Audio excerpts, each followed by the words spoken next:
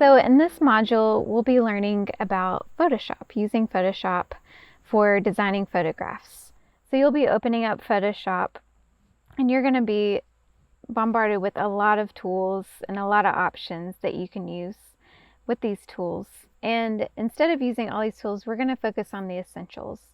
So when we moved from our house into this van, we had to really focus on the essentials and what was the most important tools that we needed to function, to eat, to sleep, do all of the basic things that we need to do.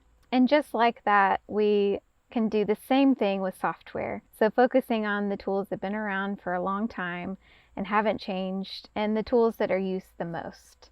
So I'm going to show you a few of those tools, and we're going to get creative. Creative involves making a lot of mistakes. And as Bob Ross would say, mistakes are happy accidents, and anyone can paint. And just like Bob Ross, I want you to feel the freedom to play around and cut up some images, find some things that you like, make some collages, and really understand the principles of design.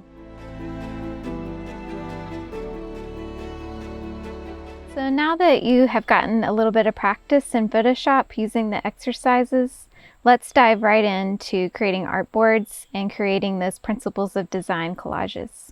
Whenever you're working in software like Photoshop, it can seem really overwhelming with the amount of tools available. And I want to remind you that just a few tools are all you need. So as long as you understand layers and you understand how to select the different layers and arrange them, the tools are really just an accessory to your creativity.